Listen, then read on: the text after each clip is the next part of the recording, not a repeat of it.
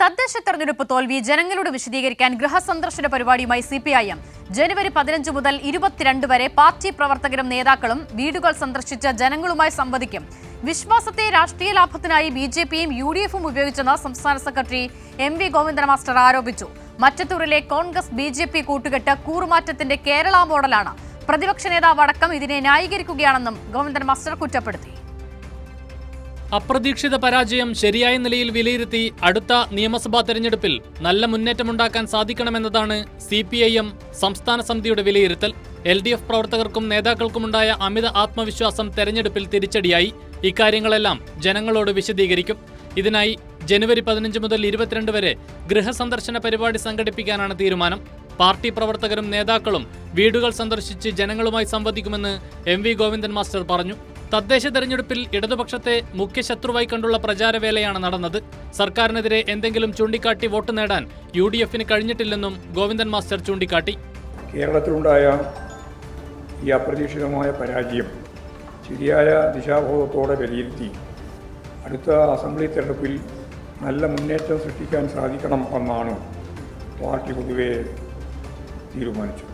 നല്ല രീതിയിൽ പ്രവർത്തിക്കുന്ന സർക്കാരിനെതിരെ സർക്കാരിൻ്റെ എന്തെങ്കിലും കാര്യങ്ങൾ ചൂണ്ടിക്കാണിച്ചുകൊണ്ട് വോട്ട് നേടുന്നതിന് UDFO കള്ള പ്രചാരവേലയുടെ അടിസ്ഥാനത്തിലാണ് ഇത്തരത്തിലൊരു പരമ്പരയാണ് UDFും BJPയും അഴിച്ചുവിട്ടിട്ടുള്ളത്. മറ്റത്തൂരിലെ കോൺഗ്രസ് BJP കൂട്ടുകെട്ട് കൂറുമാറ്റത്തിന്റെ കേരള മോഡലെന്ന് ഗോവിന്ദൻ മാസ്റ്റർ കുറ്റപ്പെടുത്തി.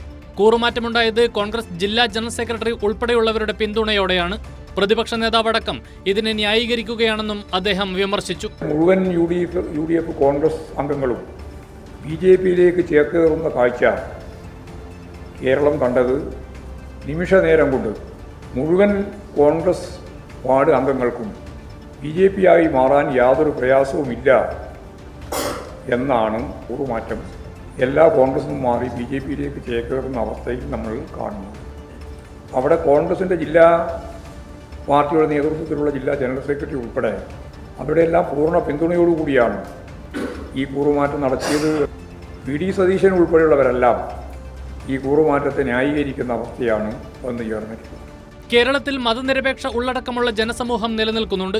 ഇവിടെ ജാതിമത വർഗീയ ശക്തികൾ സ്വാധീനം ചെലുത്തുന്ന അപകടകരമായ സാഹചര്യമാണിപ്പോൾ. വിശ്വാസത്തെ രാഷ്ട്രീയ ലാഭത്തിനായി BJPയും UDFും ഉപയോഗിക്കുന്ന നിലയുണ്ടായി.